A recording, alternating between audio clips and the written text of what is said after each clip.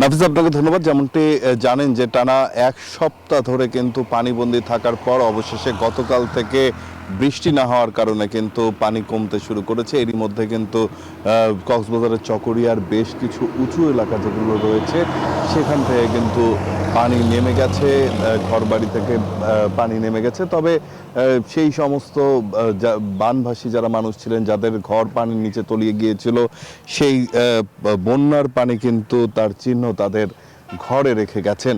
তো যার কারণে মানুষের যেই দুর্ভোগ সেটি কিন্তু রয়েছে। ছোট ছোট শিশু যারা রয়েছে তাদের যেমন নানা ধরনের অসুখ, পেট পেট পেট এবং চর্ম সংক্রান্ত অসুখে আক্রান্ত হচ্ছেন, তেমনি কিন্তু খাদ্যের যেই সংকট সেটিও কিন্তু প্রকট আকার ধারণ করেছে। সরকারি তহবিল দেয়া হচ্ছে, বিভিন্ন রাজনৈতিক এবং বিভিন্ন মানবাধিকার সংগঠনের পক্ষ থেকেও কিন্তু ত্রাণ পৌঁছে দেয়া হচ্ছে প্রয়োজনীয় স্যালাইন এবং ওষুধ এবং পানি বিশুদ্ধকরণ ট্যাবলেটও কিন্তু দেয়া হচ্ছে। মানুষের যেই সমস্যাটি এখানে তৈরি হয়েছে সেটি হচ্ছে প্রত্যেকটি গ্রামের শুরুর দিকে যে সমস্ত বাড়িঘরগুলো রয়েছে তারা হলো শুধুমাত্র এই ত্রাণের যেই সুবিধাটি সেটি হলো ভোগ করতে পারছেন, কিন্তু পেছনের দিকে যারা যে সমস্ত মানুষ আছে তারা এই জিনিসটা টেরই পাচ্ছে না কখন ত্রাণ দেয়া হচ্ছে, কখন ত্রাণ দেয়া হচ্ছে না। যার কারণে কিন্তু তারা নিজেদের যেই খাদ্যের সংকট, নিজেদের যেই ওষুধের চাহিদা, নিজেদের যেই পানির সংকট সেটি কিন্তু তারা অন্যান্যভাবে মিটিয়ে ফেলছেন এবং দূর দূরান্ত থেকে বিশুদ্ধ খাবারের পানি নিয়ে তারা নিজেদের জায়গায় হলো এসে পরিবার সহ সেটি খাচ্ছেন। নিজেদের ঘরের যেই দুরবস্থা, বেহাল অবস্থা হয়েছে সেখান থেকে কিভাবে নিজেদেরকে উতরে নেবেন, আবারও কিভাবে কর্মক্ষেত্রে ফিরবেন সেই বিষয়ে কিন্তু তাদের মধ্যে দুশ্চিন্তার ভাঁজ আমরা দেখেছি। যেহেতু দীর্ঘদিন ধরে কর্মহীন মানুষ হয়ে পড়েছেন, সেজন্য কিন্তু তাদের মধ্যে একটি সংখ্যা রয়ে গেছে। তো যদি বলি যে আমরা লক্ষ্য করেছি যে মানুষের যেই দুর্ভোগ রয়েছে সেটি কিন্তু আসলে চরম আকার ধারণ করেছে। উঁচু যে সমস্ত এলাকাগুলো রয়েছে সেখান থেকে পানি নামলেও এখন পর্যন্ত কিন্তু পেকুয়া উপজেলার বেশ কিছু গ্রাম পানির নিচে কিন্তু তলিয়ে রয়েছে, সেগুলোও ধীরে ধীরে নামতে শুরু করেছে। তো এই ছিল এখন পর্যন্ত কক্সবাজার থেকে আমার কাছে এখানকার সবশেষ তথ্য। আমার আরেক সহকর্মী জয় রয়েছেন চট্টগ্রামে, সেখানে তার সাথে যুক্ত হব সেখানকার পরিস্থিতি জানতে। জয়।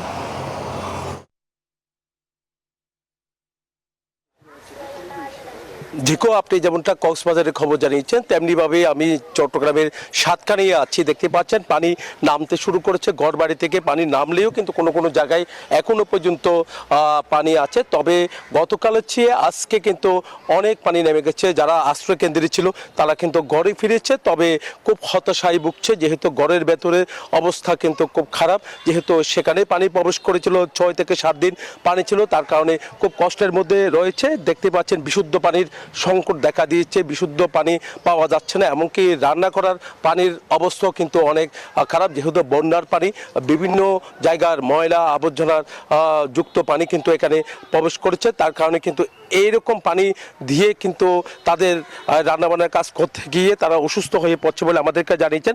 তবে এখানে যারা বাসিন্দারা আছেন, যেহেতু বৃষ্টি থেমেছে, পানি নামতে শুরু করেছে, তার কারণে তারা কিছুটা স্বস্তি ফিরেছে বলে আমাদেরকে জানিয়েছেন। তবে স্বস্তি ফিরলেও তাদের যে লালন পালন করা গবাদি পশু একেবারে পানির স্রোত থেকে ভেসে গেছে, ক্ষতিগ্রস্ত হয়েছে, মাছের ঘের ভেসে গেছে, এমনকি ফসলের যেগুলো রয়েছে সেখানেও কিন্তু অনেক ক্ষতি হয়েছে, খুব লোকসানের মধ্যে আছে। তারা বলছেন যে শুকনো খাবার তারা পেয়েছে, যেখানে ত্রাণ সামগ্রী পাওয়ার কথা সেভাবে ত্রাণ সামগ্রী তারা পায়নি। তবে এমনকি সহায়তা দরকার। তারা বলছেন যে তাদের যে ক্ষয়ক্ষতি হয়েছে, কারো কারো ঘরবাড়ি একেবারে বিধ্বস্ত হয়ে পড়েছে, এমনকি আমরা যেখানে আছি এখানেও কিন্তু পেছনের অংশে যে ঘরটি, সেই ঘরটি কিন্তু ভেঙে পড়েছে।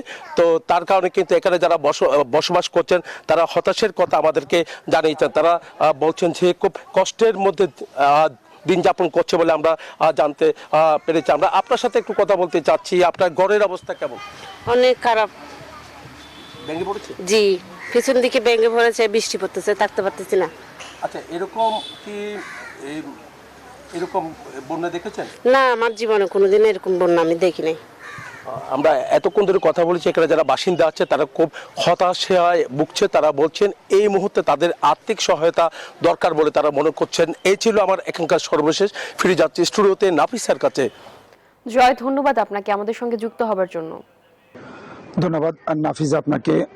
আপনি যেমনটি বলছিলেন যে কুমিল্লা গত সোমবার রাতে থেকে যে টানা ঝুম বৃষ্টির কারণে কুমিল্লা শহরের যে প্রধান যে সড়কগুলো রয়েছে সেগুলো তলিয়ে গিয়েছে এবং কুমিল্লা কুচাইতলি এবং কুমিল্লা সদর হসপিটাল সহ আশেপাশের যে এলাকাতে সাধারণ মানুষ যে সেবা নিতে আসছে তারাও কিন্তু ভোগান্তির শিকার হয়েছে। আমি এই মুহূর্তে অবস্থান করছি কুমিল্লা ভিক্টোরিয়া ডিগ্রি কলেজের সামনে। আমার পিছনে দেখতে পাচ্ছেন এটি হচ্ছে যে কুমিল্লা ধর্মপুর ভিক্টোরিয়া কলেজের যে প্রশাসনিক শাখা, এই প্রশাসনিক শাখা এবং যে শিক্ষার্থীদের জন্য যে ক্লাসরুমগুলো সেগুলো এখনো পানির নিচে তলিয়ে গিয়েছে। আমি একটু দেখাই, এখানে আসলে যে কুমিল্লা শহরের যে হঠাৎ যে ঝুম বৃষ্টির পানি, সেই ঝুম বৃষ্টির পানি আস্তে আস্তে কমতে শুরু করেছে এবং সেটি এই নিচু এলাকার মধ্যে যখন প্রবেশ করছে তখনই এই নিচু এলাকার বিভিন্ন শিক্ষা প্রতিষ্ঠান এবং বিভিন্ন যে শিল্প কারখানা, বিশেষ করে কুমিল্লা বেসিক শিল্পনগরী এলাকা সহ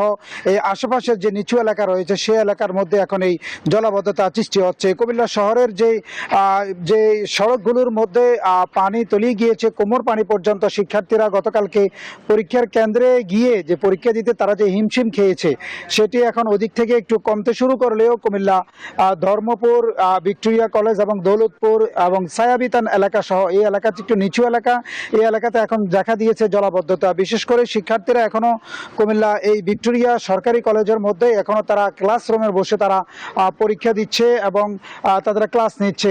বোর্ড থেকে এ ধরনের ক্লাস নেওয়া এবং তাদের ক্লাস বন্ধের বিষয় এখনো কোনো পদক্ষেপ নেওয়া হয়নি। তবে কুমিল্লা সিটি কর্পোরেশন গতকালকে বিভিন্ন এলাকা যেখানে জলাবদ্ধতা দেখা দিয়েছিল সেই জলাবদ্ধতা এলাকায় তারা প্রশাসনিক ভাবে ব্যবস্থা নিয়েছেন এবং সেটি শহর থেকে পানি কিভাবে দ্রুত নিষ্কাশন হয় সেই বিষয় নিয়ে তারা কাজ করেছেন। বর্তমানে কুমিল্লা নগরের যে কান্দিরপাড় এবং চকবাজার যে সমস্ত এলাকা রয়েছে সে এলাকা সড়কের উপরে তেমন কোনো পানি নেই এবং পানি আস্তে আস্তে কমতে শুরু করেছে এবং এই মুহূর্তে কুমিল্লা যে দক্ষিণ অঞ্চল যেসব এলাকা থেকে পানি যে এসে জমছে এবং সেই এলাকা থেকে এই যে কুমিল্লা সরকারি কলেজের মধ্যে শিক্ষার্থীরা এবং প্রশাসনিক কার্যক্রম কিন্তু ব্যাহত হচ্ছে। তো এই ছিল কুমিল্লা থেকে আমার কাছে পানি নিষ্কাশন এবং বন্যা দুর্ভোগের সর্বশেষ। বসুন্ধরা টিস্যু, অশুদ্ধতার বিরুদ্ধে এক বিন্দুও ছাড় নয়।